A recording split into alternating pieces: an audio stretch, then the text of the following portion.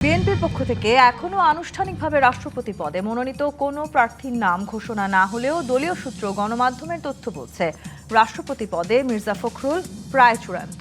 আর সত্যি যদি মির্জা ফখরুল রাষ্ট্রপতি নির্বাচিত হন তবে তাকে দলের মহাসচিবের পদ এবং মন্ত্রিসভা থেকে পদত্যাগ করতে হবে। এতে বিএনপির সাংগঠনিক কাঠামোর পাশাপাশি সরকারের দায়িত্ব বন্টনেও পরিবর্তনের নানা খবর চাওয়া হয়েছে। শোনা যাচ্ছে 50 সদস্যের মন্ত্রিসভা নিয়ে যাত্রা শুরু করার প্রধানমন্ত্রী তারেক রহমান সরকারের মন্ত্রী প্রতিমন্ত্রীদের আমলনামা ইতিমধ্যেই তার টেবিলে। গুঞ্জন রটেছে শিক্ষা, স্বাস্থ্য, সড়ক পরিবহন ও কৃষি সহ কয়েকটি গুরুত্বপূর্ণ মন্ত্রণালয়ের নতুন মুখ আসার। মন্ত্রিসভায় সম্ভাব্য রদবদল নিয়ে রাজনৈতিক অঙ্গনে এমন আলোচনা যখন চলমান, তখন দেশে গ্যাস, বিদ্যুৎ, দ্রব্যমূল্যের ঊর্ধ্বগতি ও আইন শৃঙ্খলা পরিস্থিতি নিয়ে জনমনে চাপা ক্ষোভ। প্রশ্ন উঠেছে, 6 মাসের মাথায় মন্ত্রিসভায় রদবদল কিংবা নতুন মুখ যুক্ত হলে তারা আদৌ কি পারবে সংকটের এই মুহূর্তে যৌক্তিক সমাধান এনে দিতে, নাকি বিপরীতে সম্ভাব্য বিদায় মন্ত্রী শুরু করা 6 মাসের পরিকল্পনা বা প্রকল্পগুলোর গতি হারাবে? এসব নিয়ে আলোচনায় আজ রাজখান স্টুডিওতে আছেন বিএনপির সংসদ সদস্য ফজলে হুদা বাবুল, গণমাধ্যম ব্যক্তিত্ব আব্দুল নুনতুষার এবং জামায়াত ইসলামের কেন্দ্রীয় মজলিসের শুরা সদস্য ডক্টর মোহাম্মদ আব্দুল মান্নান। স্বাগত জানাচ্ছি আজকের রাজকাহনে। ডক্টর মোহাম্মদ আব্দুল মান্নান, আপনাকে দিয়ে শুরু করি। এই সরকারের 6 মাস হতে চলেছে। বিরোধী দলের যেই কাজ জামায়াতকে আমরা সেটি সাধারণত করতে দেখছি, সমালোচনা কতখানি আসলে গঠনমূলক হচ্ছে, নাকি যে সমস্যাগুলোর কথা এখন কয়েকদিন ধরে তীব্রভাবে আলোচনা চলছে, বিশেষ করে গ্যাসের সংকট, বিদ্যুতের সংকট, এই সংকটগুলো যখন আমরা দেখছি প্রকটভাবে বাড়ছে, ঠিক সেই সময়টাতে দাঁড়িয়ে 6 মাসের মাথায় মন্ত্রিসভা একটা পরিবর্তনের আভাস এসছে। এই পরিবর্তনটা হলে এই সংকটগুলো খানিকটা সমাধান হবে বলে কি আপনাদের মনে হয়? যে আপনাকে ধন্যবাদ, সমালোচক যারা আছেন সবাইকে ধন্যবাদ জানাই। দেখেন, সংকটটা যখন কোনো জায়গায় আইডেন্টিফাই করা যায় তখন কিন্তু ডায়াগনোসিস হয়ে গেলে আপনি হয় অপারেশন অথবা মেডিসিন যে কোনো দিয়ে আপনি কি করতে পারবেন। কিন্তু ভুল ডায়াগনোসিস যদি হয়, সেখানে যাই দেন না কেন কোনো কিছু দিয়ে এটা সারানো সম্ভব না। একটা কথা আছে না যে সর্বাঙ্গে ব্যথা ওষুধ দেব কোথা। তো বিএনপি এখন পুরো অ্যাডমিনিস্ট্রেশনটাকে, পুরো বাংলাদেশের যে জায়গাগুলো যেখানে দলীয় লোক বসানোর কথা না, সেই সমস্ত জায়গায় কি করে দিয়েছে, দলীয়করণ করে দিয়েছে। যে জায়গাগুলো সরকারকে বেকায়দায় ফেলে দেয়, এই জায়গাগুলো প্রাইভেটাইজেশন করে ফেলছে। যার কারণে শুধু যে মন্ত্রিত্ব চেঞ্জ করলেই ঘটনাটা শেষ হয়ে যাবে আমরা সেটা মনে করি না। কারণ প্রবলেমটা মন্ত্রী এবং সচিব লেভেলে নয়, প্রবলেমটা কিন্তু আরও নিচেই এবং আরও গভীরে। যে সিন্ডিকেট ব্যবস্থা এবং যাদের উপর দিয়ে এগুলো দিয়ে দেওয়া হয়েছে, বিশেষ করে আপনি জ্বালানি খাত বলেন, গ্যাসের কথা বলেন, অন্য জায়গার যে ভোজ্য তেলের কথা বলেন, বহু জায়গা আছে যে জায়গাগুলোতে সরকারকে বেকায়দায় ফেলে দেয়। এইগুলো হচ্ছে বড় বড় কিছু কোম্পানিকে কি করে দেওয়া হয়েছে, মানে তাদের উপরে নির্ভর করে দেওয়া হয়েছে। সরকারের আলাদা ব্যবস্থাপনা না থাকার কারণে আমি মনে করি যে শুধু মন্ত্রী পরিষদ চেঞ্জ করলেই যে এটা হবে আমি তা মনে করি। কিন্তু আবার মন্ত্রী পরিষদের পরিবর্তনের মধ্যে কিন্তু একটা নীতিগত পরিবর্তনও আসতে পারে। মানুষ আপনি যখন সিস্টেম পরিবর্তন করবেন, সেই সিস্টেম চেঞ্জ করার মাধ্যম দিয়ে যাকেই বসাই দিবেন, সে যখন ওই সিস্টেম ফলো করবে তখন কিন্তু একটা ফলাফল আসবে। পুরাতন সিস্টেমের ভিতরে, অর্থাৎ পুরাতন মদের বোতলের ভিতরে যাকে ঢুকাই দিবেন, সে ওই একই টাইপের কাজটাই করতে থাকবে। এই জন্য আর একটু দেখার বিষয় আছে, যদি ভালো মন্ত্রী দিতে পারেন চেঞ্জ করে, সেটা কোনো পরিবর্তন কোনো ব্যক্তি আনতে পারবেন কিনা সে পর্যন্ত আমাদেরকে অপেক্ষা করতে হবে। কার পরিবর্তে কাকে দেয়া হচ্ছে এটার পরে ডিপেন্ড করবে। এটা যে মোটেই পরিবর্তন হবে না আমি তা বলছি না, কিছুটা পরিবর্তন আনতে একটা আভাস অন্তত আছে, আভাস থাকতে পারে। বাট পুরো সিস্টেমটাকে চেঞ্জ না করে আপনি যত যাই করেন না কেন, দুর্নীতিবাজদেরকে নিয়ে এবং চাঁদাবাজদেরকে নিয়ে, দখলবাজদেরকে নিয়ে রুট পর্যায়ে দেখেন আজকে ইউনো অফিস কি হচ্ছে, ভাঙচুর হচ্ছে, ঘেরাও হচ্ছে। এই ভাইয়ের নাটুরেই হয়েছে। চাঁদাবাজির অভিযোগ জামায়াতের বিরুদ্ধেও আছে। হ্যাঁ, সেটা বলেন আপনি, আমি সেটার উত্তর দিব। সেটার পার্সেন্ট যদি 1000-এ একটা হয়, এটা তো 999টা। কাজেই ওই একটাকে আমরা আবার প্রমোট করি না এবং লালন করি না, আমরা এটাকে কি করি, মানে এটার বিরুদ্ধে অ্যাকশান নিই। কাজেই আপনি যেটা বলছেন যে ইওনো অফিস ঘেরাও হচ্ছে, সেখানে ভাঙচুর হচ্ছে, তার বিরুদ্ধে স্লোগান হচ্ছে, ওই ফ্যামিলি কার্ডের টাকাগুলো মানে যে তালিকা তৈরি করার এবং তথ্য তৈরিকারী কেন বিএনপির তালিকাভুক্ত লোকদেরকে দেওয়া হচ্ছে না, এই যে এনটিআরসির রেজুলেশন চেঞ্জ করে দিয়ে নিয়োগকারী ক্ষমতাকে মানে চেঞ্জ করে দেওয়া হচ্ছে, এনটিআরসি যাতে সুপারিশই না করতে পারে, শুধু একটা সার্টিফিকেট দিয়ে দেয়, এই যে জায়গাগুলো তৈরি করা হচ্ছে মূলত মাঠ পর্যায়ে নেতাকর্মীদের একটা আয় রোজগার, এবং তাদেরকেও সবাই তো পাচ্ছে, কথাটা আসছে মাঠ পর্যায় থেকে যে সবাই তো কোনো না কিছু পাচ্ছে। আসলে শুধু নিজেদের মাঠ পর্যায়ে নেতাকর্মীদের আয় রোজগারের ব্যবস্থা করছে না, বিএনপি জামাত করছে না, এটা আমি আপনাকে একবারে 100% চ্যালেঞ্জ দিয়ে বলতে পারি। জামাত এটা করছে না, বিএনপি পদে পদে এটা প্রমাণ করতেছে, অন আফটার যতই দিন যাচ্ছে ততই এটা প্রমাণিত হচ্ছে যে তারা কিভাবে ওই আগের যে স্টাইল ছিল রাজনীতির, ওই পুরনো কালচারে ফিরে যেতে চায়। আব্দুল তুষার, গুরুত্বপূর্ণ কিছু মন্ত্রণালয়ে নতুন মুখ আসার এক ধরনের গুঞ্জন বা আভাস আসলে আছে, আভাসটাই বলা উচিত, গুঞ্জনটা হয়তো সত্যিই হতে যাচ্ছে। মানে এই পরিবর্তনগুলো আসলে ঠিক এই মুহূর্তে বাংলাদেশে যেই সংকটগুলো আছে, যে কারণে মানুষের নাভিশ্বাস, দ্রব্যমূল্যের ঊর্ধ্বগতি থেকে শুরু করে মানে অনেকের বাড়িতেই এখন আসলে গ্যাসের চুলায় রান্না করা সম্ভব হচ্ছে না, এই সমস্যাগুলোর সমাধান কি রাতারাতি আদৌ হওয়া সম্ভব? না, রাতারাতি সম্ভব হবে না। মন্ত্রিসভার পরিবর্তন তো আসলে এই সংকট মোচনের জন্য না, মন্ত্রীদের কাজ তো শুধুমাত্র সংকট দূর করা না, মূলত সংকট দূর করার কাজ কিন্তু আসলে প্রশাসনিক দায়িত্ব যারা পালন করেন তাদের, কারণ তারা ডেইলি কাজগুলি করেন, আগে থেকে করে আসছেন। মন্ত্রীরা মূলত পলিসি মেক করবেন, মন্ত্রীরা এমন নীতিমালা তৈরি করবেন এবং এমনভাবে পরিকল্পনাগুলিকে অনুমোদন করবেন এবং তদারক করবেন যাতে দীর্ঘমেয়াদে বাংলাদেশ একটা উন্নয়নের পথে এগিয়ে যায় এবং বাংলাদেশ যাতে তার মানে রাজনৈতিক লক্ষ্য বিএনপির যেটা এবং একই সাথে অর্থনৈতিক লক্ষ্য, এই দুটি একই সাথে পূর্ণ হয়। মন্ত্রী কিন্তু আসলে দুই পক্ষের হয়ে তদারক করেন, একটা হচ্ছে দলের পক্ষ হয়ে, একটা হচ্ছে জনগণের পক্ষ হয়ে। মন্ত্রী আমাদের দেশে মন্ত্রিত্ব আসলে মূলত অধিকাংশ সময় যেটা হয় সেটা হচ্ছে দলের মধ্যে যাদের প্রভাব বেশি তারা মন্ত্রিত্ব পান। আমি মনে করি যে এইবারও এই ঘটনাটাই ঘটেছে। বিএনপিতে যারা মন্ত্রী হয়ে এসেছেন তারা অধিকাংশ ক্ষেত্রে দলের মধ্যে যারা প্রভাব বিস্তার করতে পেরেছেন তারা অনেকেই মন্ত্রী পদ পেয়েছেন। পরিবর্তনের সময়ও কি একই জিনিস ঘটবে বলে মনে করেন? আর আমার মনে হয় সেটা হবে না, কেননা এটা হচ্ছে সুযোগ, যারা সেইভাবে এফিশিয়েন্ট মন্ত্রী না তাদেরকে বদলে ফেলার একটা সুযোগ। কেননা আমার মনে হয় মাননীয় প্রধানমন্ত্রী দলকে সুযোগ দিয়েছিলেন যে আপনাদের লোকজন যারা যারা অনেক প্রভাবশালী, যাদের বিভিন্ন জায়গাতে দলের মধ্যে এক ধরনের অনুসারীরা আছেন, তাদেরকে তিনি সুযোগ দিয়েছিলেন। এখন আমার মনে হয় যে তিনি সিদ্ধান্ত নিতে পারেন যে তিনি কতখানি মানে মন্ত্রী পদে যাদেরকে নেবেন তারা কতটুকু দলীয় ব্যক্তি হবেন আর কতটুকু যোগ্য ব্যক্তি হবেন। এই 6 মাসে আসলে যে সংকটগুলোর কথা আমরা শুনেছি, বিশেষ করে বিরোধী রাজনৈতিক দল আসলে যেই সমালোচনাগুলো করছে, আজকেও নিশ্চয়ই আজকে প্রধানমন্ত্রী উপদেষ্টা মাহাদি আমিন নিজে বলেছেন যে আসলে আমরা দেখছি যে আমরা দীর্ঘদিনের একটা জঞ্জালকে পরিবর্তন করার চেষ্টা করছি, সেখানে 6 মাস যথেষ্ট সময় নয়। এখন আসলে যেই সমস্যাগুলো মূলত আসলে আমাদেরকে সবচেয়ে বেশি নাড়া দিচ্ছে, সেই সমস্যাগুলোও কি এই 6 মাসে পরিবর্তন করা যেত বলে মনে হয় আপনার? আমি আপনাকে একটা উদাহরণ দিই। জঞ্জালটা দীর্ঘদিনের, কিন্তু এই জঞ্জালটাকে ঘেটে এক জঞ্জালের সঙ্গে আরেক জঞ্জাল মিলিয়ে ফেলেছে হচ্ছে অন্তর্বর্তী সরকার। ফলে বিএনপি আসলে এখন দুইটা জঞ্জাল সাফ করছে। একটা হলো 17 বছরে জঞ্জাল জমাচ্ছিল কেউ, এখন ধরেন যে জঞ্জাল জমাচ্ছিল সে 17 বছরে বিভিন্ন জায়গায় সেট করে ফেলেছিল জঞ্জাল জমানোর জন্য, সেটা হলেও ভালো হইতো। কিন্তু অন্তর্বর্তী সরকার এসে এইখানকার জঞ্জাল ওইখানে, ওইখানকার জঞ্জাল এইখানে দিয়ে এমনভাবে ঘাটা দিয়েছে যে এটাকে পরিষ্কার করার জন্য বিএনপির আসলে বেশি কষ্ট হচ্ছে। এটা অনেকটা রিসাইক্লিংয়ের যে পদ্ধতি থাকে সেখানে 3টা ডাস্টবিন রাখতে হয়। একটা হচ্ছে পচনশীল দ্রব্য, একটা হচ্ছে মানে কাঠ কাগজ যেগুলো আসে হচ্ছে এমন পেরিশেবল জিনিস, আরেকটা জায়গায় রাখতে হয় প্লাস্টিক টিন যেগুলোকে রিসাইকেল করার জন্য আরও বেশি পরিমাণে মানে আমাদেরকে এনার্জি খরচ করতে হয়। তো 3ভাবে আমরা জঞ্জাল পরিষ্কার করি। এখন ধরেন কেউ গিয়ে করলো কি 3টা জঞ্জাল মিশায় দিল, তো ওরকম অবস্থা হয়েছে আমাদের এই সরকারের। এখন তারা আসলে সত্যি হিমশিম খাচ্ছেন জঞ্জাল পরিষ্কার করতে গিয়ে। কিন্তু কিছু বিষয় আমি মনে করি যে বিএনপি আসলে আরেকটু সতর্ক হতে পারত। যেমন একটি হচ্ছে যে ক্ষমতাকে সুসংহত করাই হোক অথবা দলের লোকজনের আবদার রাখতে গিয়েই হোক, বহু জায়গাতে দলীয় লোকজন দিয়েই আসলে বিভিন্ন টেকনিক্যাল পদ পূরণ করা হচ্ছে। এখন টেকনিক্যাল পদ পূরণ করতে গেলে সবসময় আমি মনে করি যে প্রফেশনাল ব্যক্তি এবং যারা এই কাজগুলি দীর্ঘদিন ধরে করেছেন এমন ব্যক্তিদের উপর আস্থা রাখা উচিত।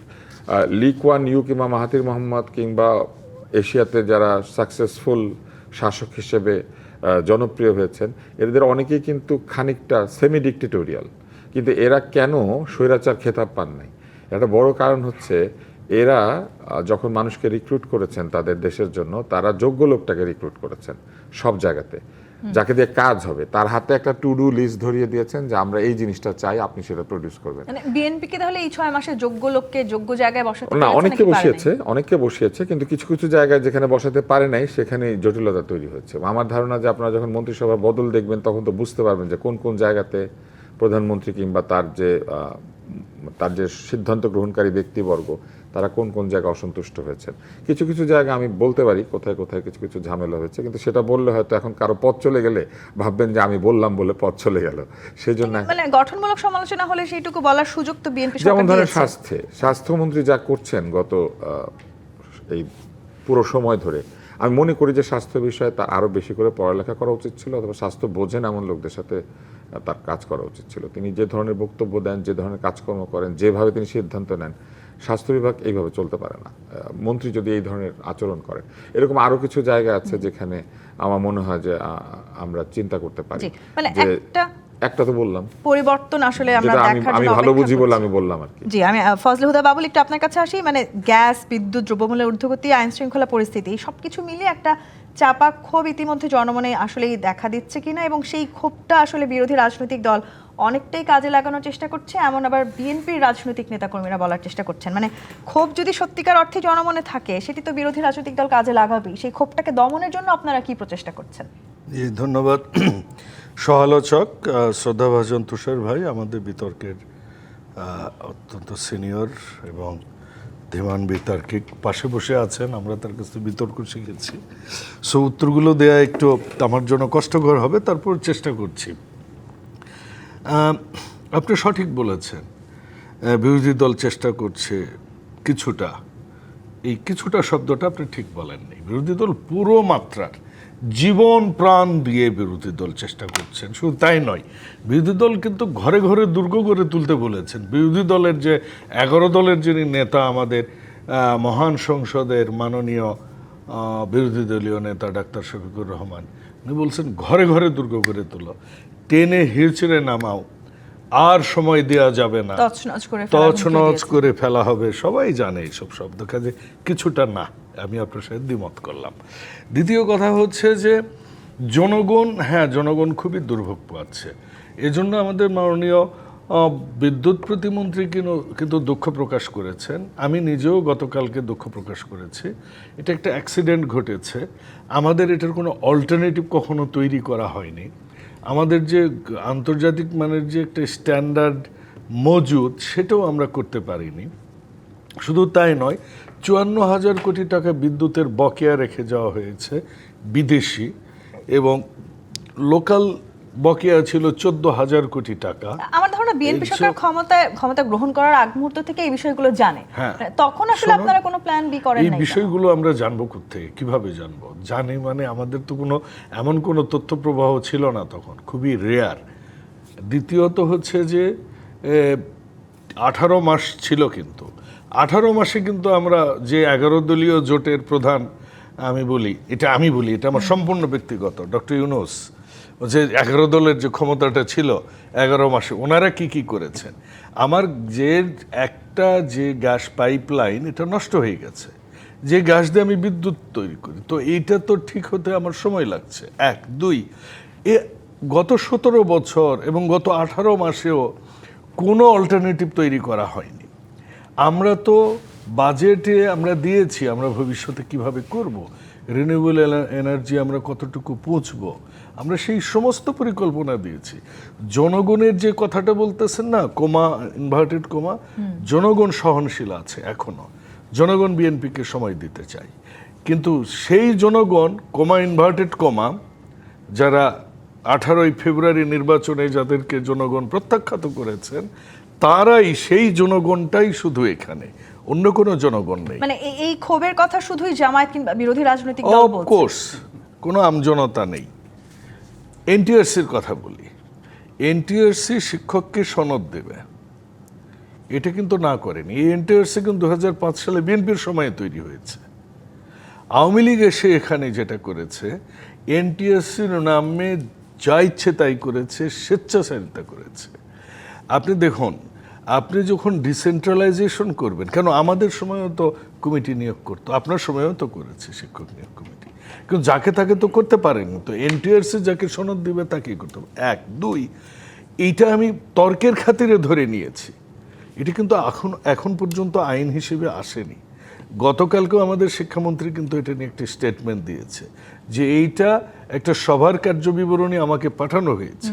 কিন্তু It is yet এই to be অভিযোগ তো আমরা decided. প্রতিনিয়ত শুনছি যে আপনারা আসলে নিজেদের লোকদেরকে আপনারা দলীয়করণ তো করছেন প্রতিনিয়ত সমস্ত নির্বাচনের প্রশাসনে। আগে আপনারা তো শুনছিলেন জামাত ক্ষমতা দখল করবে, কারণ আমেরিকা বলে দিয়েছে জামাত এবার পাওয়ারে আসবে। আপনারা তো এটাও শুনেছেন না যে বিএনপি শেষ।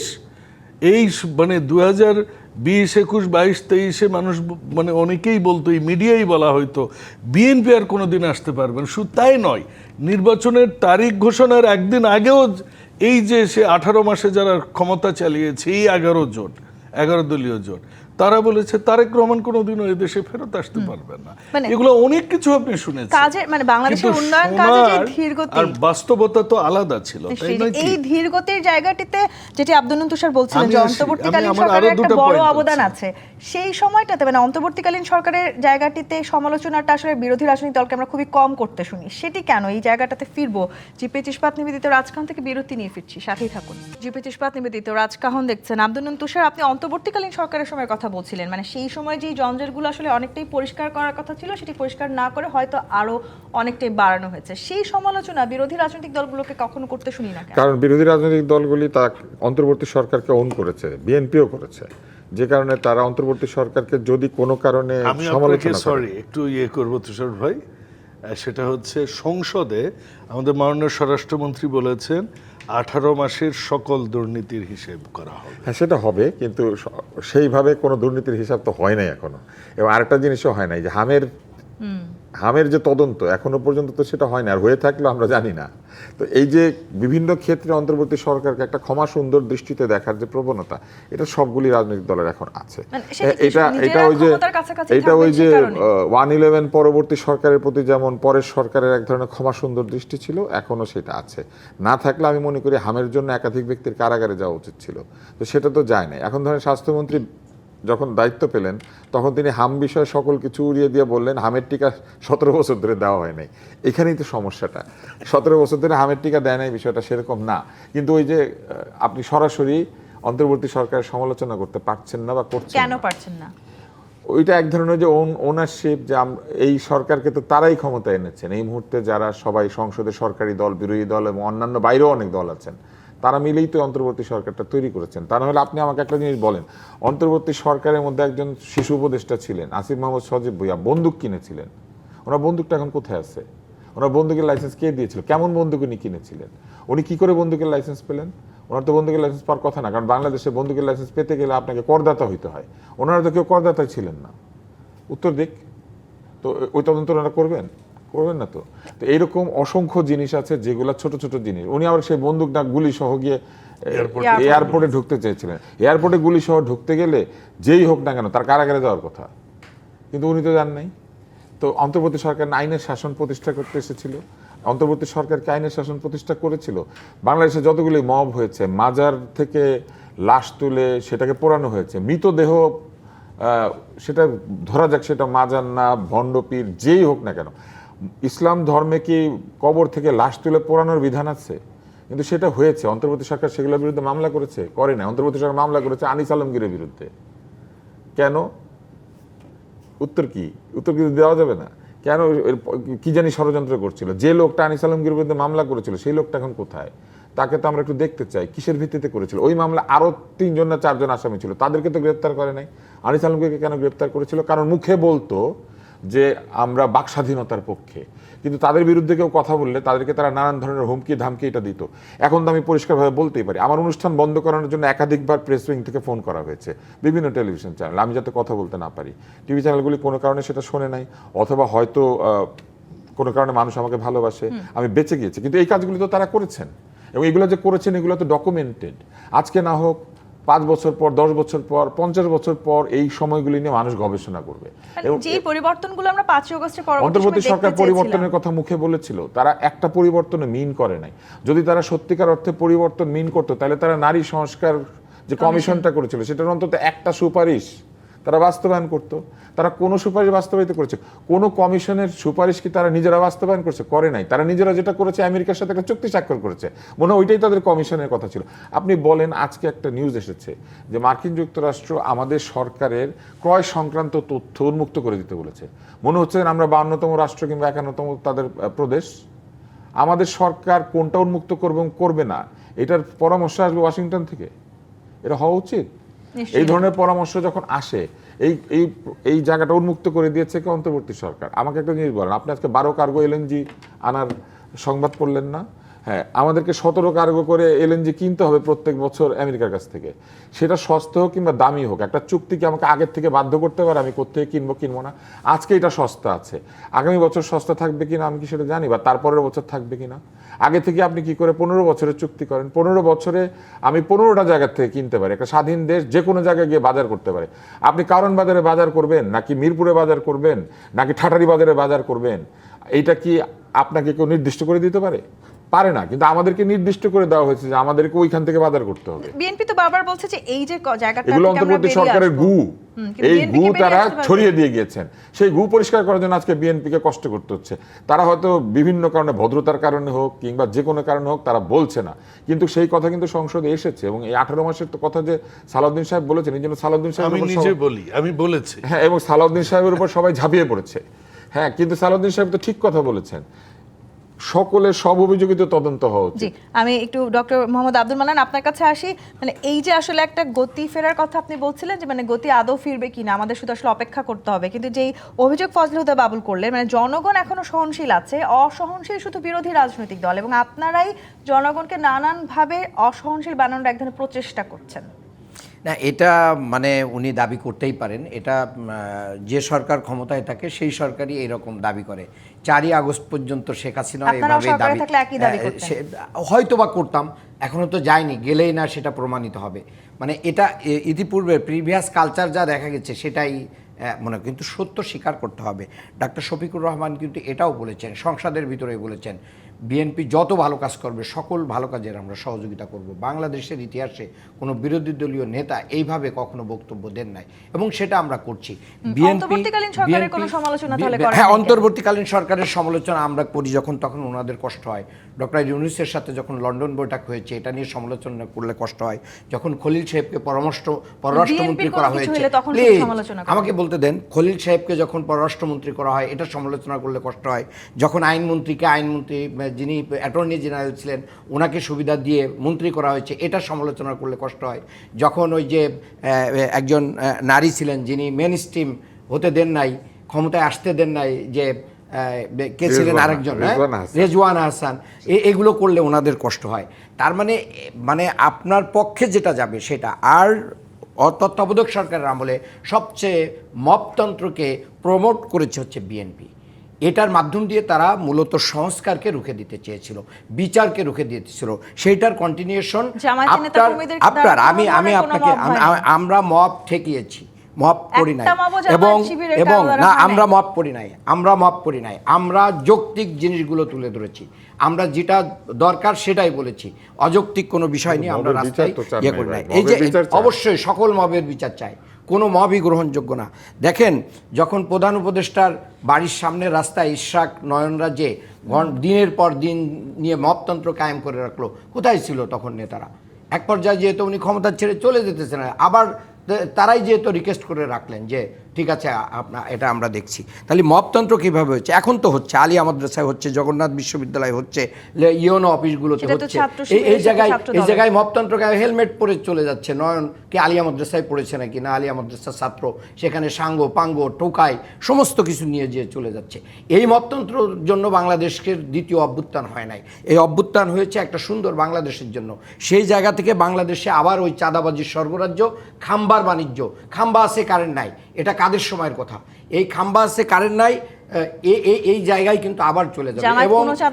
এবং না, জামাত চাঁদাবাজি করে না, আমি একবারে চ্যালেঞ্জ দিয়ে বলছি। আপনি বলেন, আমি আপনাকে দায় নিয়ে বলছি, জামাতের কোনো লোক চাঁদাবাজি করে না, একবারে 100% চ্যালেঞ্জ দিয়ে বলছি। এটা শুধু হলুদ মিডিয়ার মানে অপপ্রচার ছাড়া আর কিছু আপনাদের না। বিরুদ্ধে যা হবে সেটাই হলুদ আজকে আমি আপনাকে journalism। বলি, ইউনিয়ন বিএনপির একজন নেতা বলেছেন যে 50 লক্ষ টাকা দিয়ে পোস্ট কিনেছি, বেটা তুই আমার প্রধান অতিথি করিস নি কেন? তো এই যে আজকে অনিন্দ ইসলাম অমিত উনি বলছেন যে আমাদের টাকার জোগান নাই, যার কারণে আমরা জ্বালানি কিনতে পারতেছি না। তা টাকা কোথায় পাবেন? টাকা তো সব চাঁদাবাজিতে চলে যাচ্ছে। এই জায়গাগুলো তো আপনারা মানে শেষ করে দিয়েছেন এবং এই লোকগুলোকে পার করেছেন বিভিন্ন জায়গায়, পার করে দিয়ে টাকা সহ তারা চলে গেছে। ফজলে হুদা বাবুল, মানে আপনারা আমাকে আর কয়েকটা সেকেন্ড প্লিজ, চাঁদাবাজি করে শেষ করে আমাকে আর দিচ্ছে কয়েকটা BNP। সেকেন্ড দিবেন, একটু 10 কয়েকটা সেকেন্ড সেকেন্ড, দেব। 10 সেকেন্ড আমি দিচ্ছি। আমি আপনাদেরকে বলতে চাই যে দেখেন, জামাত যেরকম বলছে ঘরে ঘরে দুর্গ তুলতে হবে, টেনে হিস্ট্রে নামাতে হবে, জামাত তছনছ করে দিতে একইভাবে হবে সব। ভালো কাজের সহযোগিতার কথা বলছে। আমরা এখনো বলতে চাই যেই ম্যান্ডেট নিয়ে ঐক্যমত কমিশনে যে সংস্কার বিচার এবং নির্বাচনের হয়েছিল, নির্বাচন হয়েছে, সংস্কার হয় নাই। গণভোটকে বৃদ্ধাঙ্গুলি দেখিয়ে পৃথিবীর কোনো সরকার কখনোই পার পেয়ে যেতে পারে না, বিএনপিও পারবে না। এটা নিয়েও কিন্তু আপনাদের বিরুদ্ধে মানে সমালোচনা চলছে যে আপনারা শুধু একটাই দাবি না করছেন। কেন? ওইটা হলে তো অন্যান্য আমার যে সিস্টেম সমস্যাগুলো আছে, পরিবর্তন সেই হবে। সমস্যা আপনারা ওইটা তাকায়ও দেখেন না, হলে তো নিজেদের সিস্টেম, দাবিটাই করেন। না ওইটা হলে সিস্টেম পরিবর্তন হবে। ফজলে হুদা আপনি বাবুল। পচা ইঁদুর না উঠায় কুয়ার কূপ থেকে কিভাবে ভালো পানি পাবেন? ওটা তো উঠাতেই হবে। আপনারা রাষ্ট্রের সমস্ত টাকা চাঁদাবাজি করে দিচ্ছেন, এই কারণে এখন গ্যাস জ্বালানির এই সংকটে আপনারা টাকা দিয়ে কোনো কিছুই কিনতে পারছেন না। বলতে চেয়েছিলাম না, কিন্তু সমস্যা কি জানেন, যে জামাত আসলে কুয়ার ব্যাঙ যদি সমুদ্রে আসে তাহলে একটু বেশি লাফায়। উনি যে বললেন চাঁদাবাজি ওনাদের কেউ করে না, একটাও করে না। তো ধর্ষণে ছেয়ে ফেলছে, বলৎকারে ছেয়ে ফেলছে পুরা বাংলাদেশ। লাইভ এক্সাম্পল দিচ্ছি, অন ইয়ারে আমার উপজেলায়, পাশের উপজেলার জামাতের আমির, আক্কেলপুরের উপজেলার জামাতের আমির আমার উপজেলায় একটা কিন্ডারগার্টেন মাদ্রাসা বা স্কুল চালায় এবং সেখানে একটা মানে ক্লাস 5-এর একটা ছোট্ট বাচ্চাকে ধর্ষণের চেষ্টা করেছে, মামলা হয়েছে। দর্শন তো ওপেন লাইভ হচ্ছে আপনাদের মন্ত্রী প্রতিমন্ত্রীর বিরুদ্ধে। কি ব্যবস্থা নিয়েছেন? গাজী নজরুলের বিরুদ্ধে যখন অভিযোগ আসছে প্রমাণ সাপেক্ষে সাথে সাথে তাকে বহিষ্কার করেছে। জামাতের সাথে আওয়ামী লীগের, আমরা প্রমোট করি না। আপনি মাঠে বক্তব্য দেন, আমি তারপর কথা বলি। অবশ্যই মাঠে তো আপনি তো একবার কিন্তু ইয়ে আপনারা কথা, চ্যালেঞ্জ করেছেন তার যে আপনাদের মাদ্রাসায় কোনোটাই কোনো একজন চাঁদাবাজি লোক করে কোনো নাই। ঘটনা ঘটাইছে, আপনি তারপরে দায় দিয়ে ফজলে হুদা দিবেন, বাবুলের কাছে তার উপরে দায় দিয়ে দিবেন। শোনেন, চাঁদাবাজি একটা গিয়ে বলি। না, এটা আসলে সাতক্ষীরায় জামাত নেতার কারাবাস, জাইকার অর্থায়নে পানি উন্নয়ন বোর্ডের বন্যা নিয়ন্ত্রণ বাঁধ নির্মাণ প্রকল্পে মামলা ও 15 লাখ টাকা চাঁদা দাবি করা হয়। বলেন জামাত নেতার নাম বলেন, পরিচয় বলেন, আছে কিন্তু, পোস্ট আচ্ছা, পরিচয় আমার দিচ্ছি। কাছেও আছে। পোস্ট পরিচয় দেন। এ ভাই, আচ্ছা, আমরা বলবেন তো, বলতে হলে তো পুরোটাই বুড়ি বলতে হবে। গোয়ালিনী একটা ইউনিয়ন ক্ষমতা থাকলে পরিষদের লোকে চেয়ারম্যান, চাঁদাবাজি করে। বুড়ি গোয়ালিনী ইউনিয়ন পরিষদের চেয়ারম্যান ও শ্যামনগর উপজেলা জামাতের শুরা সদস্য হাজী মোহাম্মদ নজরুল ইসলাম আদালতে জামিন চাইতে গেলে আদালত তাকে কারাগারে পাঠানোর প্রমাণিত হয় নাই কিন্তু। কিন্তু এখন যে অভিযোগটা অভিযোগ বিএনপির এসেছে। বিরুদ্ধে করছে, মানে রাষ্ট্রীয় এই আমি সংকটটা আপনারা চাঁদাবাজি করে বলি উনি তো অনেক কিছুই বলতে পারেন। হ্যাঁ। উনি একটু আগে বললেন দ্বিতীয় অভ্যুত্থান, উনি জানে বাংলাদেশে কতগুলো অভ্যুত্থান হয়েছে? ওনারা সেই অভ্যুত্থানে ছিল, 69 অভ্যুত্থানে উনি ছিলেন, 62 শিক্ষা আন্দোলনে বিএনপির ওনারা জন্ম ছিলেন। হয়েছে কবে? বিএনপি এই ভাই, আগে আমি জামাতের কথা জন্ম বলি। হয়েছে, রাখেন আপনি। আমি বিএনপির কথা জন্ম বলছি। হয়েছে বহু পরে, তো বেয়াদব ক্যান্টনমেন্ট আমি- থেকে এসে বিভিন্ন জায়গায় আপনার আমি- জন্ম আমি হয়েছে, একটু এগুলো বলে না। বেয়াদব। জামাতের জন্ম হয়েছে আরো আগে। আমি একটু ফজলুদা বাবুলের No, বক্তব্য দিই। উনি বলবেন এনসিপিও কিন্তু কিভাবে? একেবারে নতুন একটি রাজনৈতিক দল, তারা এখন উদ্ধত। আপনাদের সাথে না, না, রাজনীতি আওয়ামী লীগের করছে। সাথে জামাতের একটা দারুণ মিলটা কি জানেন? ঠিক এইভাবেই তখনকার আওয়ামী লীগের নেতারা কথা বলতো, যে তারাই ঠিক, এই যে মৌলবাদ এটার হোতা স্রষ্টা তারাই। এবং এই যে বললেন দ্বিতীয় অভ্যুত্থান, 90 অভ্যুত্থান হয়েছে, হয়নি? দ্বিতীয় স্বাধীনতা, সরি আমি কারেকশন, স্বাধীনতা দ্বিতীয় হয় স্বাধীনতা, কখনো? স্বাধীনতা একবারই হয়েছে। দ্বিতীয় স্বাধীনতা। শোনেন, আপনি এবার আপনারা 47-এ পাকিস্তানের সাথে গাদ্দারি করছেন, 71-এ বাংলাদেশের সাথে শুধু গাদ্দারি নয়, মা বোনদের পাকিস্তানিদের হাতে তুলে দিচ্ছেন তাদের ইজ্জত লুটানোর জন্য। আমি একজন মুক্তিযোদ্ধার সন্তান হিসেবে বলি, জীবনে যদি আমার গায়ে এক ফোঁটা রক্ত থাকে, কাউকে মুক্তিযুদ্ধের বাইরে জামাত যা করেছে, জামাতকে আমি কোনোদিনও ক্ষমা করি না। এর জন্য একটা খালেদা জিয়া, আইনগত তারেক প্রথার রহমানের মধ্যে বিচার আছে। করতে হবে, কেন ভাই, তাদেরকে এত নিয়ে জানলে কেন এতদিন বিশেষ থাকলো। করি, অনেক বলছেন তো, একটু শেষ করতে দেন, অনেক বললেন তো আপনি। কাজে এইসব আপনি দ্বিতীয় অভ্যুত্থান বলেছেন, আমি লিখেছি, ইউ ক্যান রিরাউন্ড দ্যাট। আপনারা তো ইদানিং মিথ্যা কথাও বলেন, ওরা তো আল্লাহকেও মানেন না। কি কি সব বিয়ার ক্যাটাগরিও বের হয়ে গেছে এখন। মাদ্রাসায় কি হচ্ছে, আমার ডিস্ট্রিক্টে 12 জন HIV পজিটিভ মিলেছে, স্বাস্থ্যের ডেটা বলছি আমি নিজে উপজেলা স্বাস্থ্য জি। কমপ্লেক্সের পদাধিকার বলে আমি উপদেষ্টা। যখন স্বাস্থ্য কর্মকর্তাকে বললাম এদের হিস্ট্রি কি, বলে 12 জনই মাদ্রাসার ছাত্র এবং 12 জনই হোস্টেলে থাকে। এই আমাদের অবস্থা। মাদ্রাসার ছাত্র হলে জামাত। ডাক্তার মানুষ। এই যে সমস্যাগুলোর সমাধান উনি বলেছেন খলিল আসাদুজ্জামানের কথা। সিটিং এমপি ভাই, উনি শেষ করি। এই আমার একটা বিরতির সময় হচ্ছে, আমি না আমার এটা বলতে হবে। বলুন। খলিল সাহেব এবং আমাদের আইন প্রতিমন্ত্রী জনাব আসাদুজ্জামান সাহেবের কথা উনি বলেছেন, তাই না? এটি তো আচ্ছা, সাথে যদি উনি এটা বলতেন একটু হালকা করে হলেও, আমাদের নাহিদও ছিল, বুঝতাম তারা সত্যবাদী।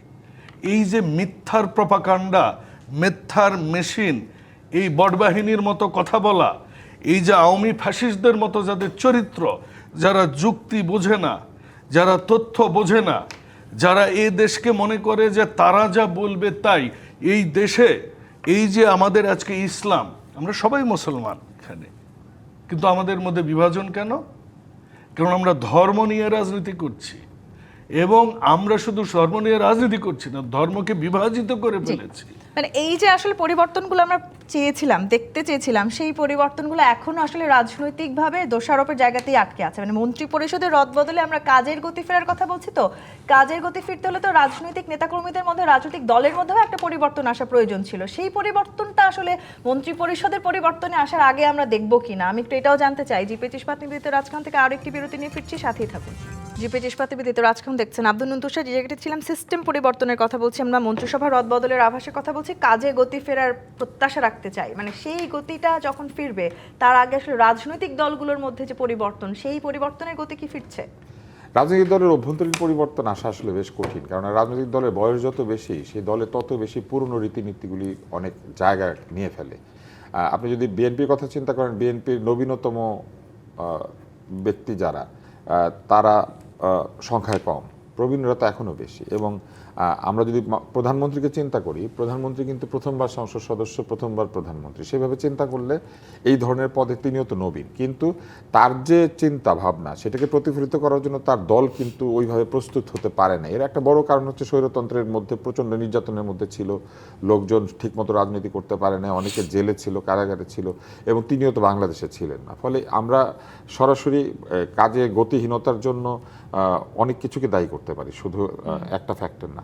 কিন্তু যে জায়গাটার মধ্যে আমরা ছিলাম সেটা হচ্ছে যে, আপনি দেখেন এত কিছুর পরে খলিল সাহেবের মন্ত্রণালয় সবচেয়ে এফিসিয়েন্ট। আপনি ChatGPT গিয়ে প্রশ্ন করলেও বলবে যে খলিল সাহেব সবচেয়ে ভালো চালাচ্ছে। তার মানে কি? তার মানে হচ্ছে টেকনোক্র্যাট যদি কেউ হয়, তার যদি টেকনিক্যাল নলেজ থাকে, সে কিন্তু একটা লেভেল অ্যাচিভ করতে পারে। অর্থাৎ প্রফেশনাল নলেজ থাকলে, কিংবা যে কাজটা করছে সেটার বিষয়ে যদি তার নলেজ থাকে, এক্সপিরিয়েন্স থাকে, তাহলে কিন্তু সে কিছু না কিছু রেজাল্ট করতে পারে। এই জন্য দেখবেন কিছু ছেলে মেয়ে সামান্য পড়াশোনা করে ফার্স্ট ডিভিশন পায়, এর কারণ হচ্ছে সে পড়তে জানে, পড়ে, রেগুলার পড়েছে। আর কিছু আছে অনেক চেষ্টা করেও ফেল করে। তো এইরকম মন্ত্রিসভার মধ্যে হয়েছে। এটা কোনো অস্বাভাবিক কিছু না, মন্ত্রিসভা পরিবর্তন আসুক। কিন্তু যে তর্কটার মধ্যে আমরা ছিলাম সেটা হচ্ছে যে, আজকে এই যে দ্বিতীয় স্বাধীনতা নিয়ে যে একটা তর্ক শুরু হয়ে গিয়েছিল, এই জিনিসটা আসলে একটা ভুল। স্বাধীনতা যুদ্ধ এবং স্বাধীনতার সাথে একটা গণতান্ত্রিক আন্দোলনকে কোনোভাবে তুলনা করা যেতে পারে না। এটা হতে পারে আপনি ফ্যাসিজমের বিরুদ্ধে লড়াই করেছেন 17 কেন 22 বছরের ফ্যাসিজমের বিরুদ্ধে ফিলিপাইন লড়াই করেছে না, মার্কোসের পতন হয়েছে না, ফিলিপিনেরা বের হয়ে বলেছে ফিলিপাইন আবার স্বাধীন হলো। তারপরে স্পেনে ফ্র্যাঙ্কোর পতন হয় নাই, স্পেনের লোকেরা বেরোয় বলেছে স্পেন আবার স্বাধীন হলো। চিলিতে পিনোচেটের পতন হয় নাই, চিলির লোকজন বলেছে চিলি আবার স্বাধীন হলো। গাদ্দাফির পতন হয়েছে, সেইখানে কি লিবিয়ানরা বেরোয় বলেছে লিবিয়া আবার স্বাধীন হলো। তো এইটা হচ্ছে একটা কারণ, কি জানেন না, এটা একটা কারণ আছে। জামাতে ইসলাম তার পুরো ইতিহাসে জনগণের পক্ষে দাঁড়িয়ে কোনো কিছু করে নাই। 52 সালে গোলাম আজম সাহেব ভাষা আন্দোলন করে, এরপরে তিনি তার একাধিক বক্তব্যে বলেছেন এটা আমার ভুল ছিল। এবং সেটা ডকুমেন্টেড আছে।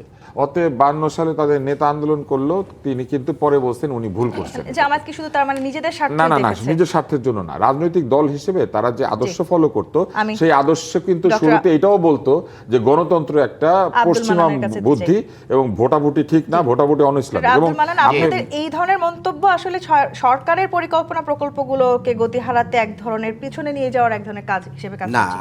আমি শুরুতে আমি মান্নান ভাইয়ের কাছে যাওয়ার আগে মান্নান ভাইকে একটা প্রশ্ন করি। তুষার ভাইকে মান্নান ভাইকে একটা প্রশ্ন করি। হ্যাঁ, বলুন। মান্নান ভাই, আপনাদের আমির একটা সুন্দর ডায়লগ বলেছেন যে ঘরে ঘরে দুর্গ গড়ে তুলতে, এটা আপনারা কোন ভাষণ থেকে নিয়ে ঠিক আছে, যে ভাষণ থেকেই নিই, এটা বাংলাদেশের মানুষের কাছে পরিচিত একটা শব্দ। এই যে এইটা যে কাজেই পরিচিত এই হলো, পরিচিত সেই শব্দ দিয়ে সেই পরিচয় সেই ভাষণে আপনারা কারণ যদি কোনো কিছু ভালো থাকে সেটা জারি হোক, সে ভালোটা গ্রহণ করতে কোনো সমস্যা নেই। দ্বিতীয় হচ্ছে, আমি যেটা বলছি যে আপনি যেটা বলছেন 52তে গোলাম আজম সাহেব কি করেছেন, ভুল স্বীকার করেছেন, এটা হচ্ছে ডাহা মিথ্যা কথা। এটা নাহরিন আমাকে চ্যালেঞ্জ দিয়েছিল, আমি তাকে দেখিয়ে দিয়েছি। এটা পরের দিনই পত্রিকায় প্রতিবাদ দিয়ে কি করা হয়েছে, এটা দিয়ে দিয়েছে। এটা হচ্ছে ওনার বিরুদ্ধে একটা কি মানে হলুদ সাংবাদিকতা করা হয়েছে। উনি কিন্তু এটারও প্রতিবাদ দিয়েছেন। এই প্রতিবাদ আমি আপনাকে দেখাতে পারবো, আমার কাছে আছে। এরপরে তত্ত্বাবধায়ক সরকার বাংলাদেশে রাষ্ট্রের পরিকল্পনা বা প্রকল্পগুলোকে কি এগিয়ে নিয়ে যেতে পারবেন? দেখেন, আমি আমার আগে একটু প্রশ্নের উত্তর দিতে দেন, এরপরে আমি বলছি। তত্ত্বাবধায়ক সরকার বাংলাদেশ জামাত ইসলামীর ব্রেন চাইল্ড, কাজে এটাকে আপনি করতে, আমি একটু ভাইকে, জামাত ইসলামীর অধ্যাপক গোলাম আজমের ব্রেন থেকে আসছে প্রথম বাংলাদেশে। এরপরে হচ্ছে আমি ভাইকে একটু প্রশ্ন করতে চাই, আপনি একজন সংসদ সদস্য, বাংলাদেশ জামাত ইসলামী সহ 11 দলীয় জোট, একজন বীর মুক্তিযোদ্ধা খিতাবপ্রাপ্ত, ঠিক আছে, বীর বিক্রম, তাকে কি করেছে, তাকে প্রেসিডেন্ট পদে প্রার্থী করেছে। আমি বলছি আচ্ছা, আপনি উত্তর দিয়ে না, আমি প্রশ্ন করছি, এটা একটু করতে দেন। তাকে আমরা প্রার্থী করেছি, তাই বলে কি উনি একজন, যদি কোনো রাজাকারের সন্তান প্রার্থী হয় কোনো দল থেকে, তাকে ভোট দিবেন না মুক্তিযোদ্ধাকে ভোট দিবেন? উনি তো বলছেন, এরপরে উনি বলছেন যে রাজাকারদের বিরুদ্ধে অনেক কথা বলেছেন, তাহলে শাহ আজিজুর রহমান, আব্দুর রহমান বিশ্বাসের জন্য ওনারা তওবা করবেন, খালেদা জিয়া বিএনপি কোনো তওবানামা লিখবে না বাংলাদেশের জাতির কাছে ক্ষমা চাইবে? এই আলোচনাতেই আসলে আমরা আটকে থাকবো, নাকি আসলে আমরা সত্যিকার অর্থে এক ধরনের বড় রদবদল দেখতে চাই, বাংলাদেশের প্রকল্পগুলো বা কাজে আসলে গতি ফেরাতে চাই? জি, ধন্যবাদ। আপনি একটা ভালো কথা তুলেছেন। আমরা এই 6 মাসে বিএনপি দেখুন প্রায় 20,000 কিলোমিটার ইতিমধ্যে খাল খনন করেছে।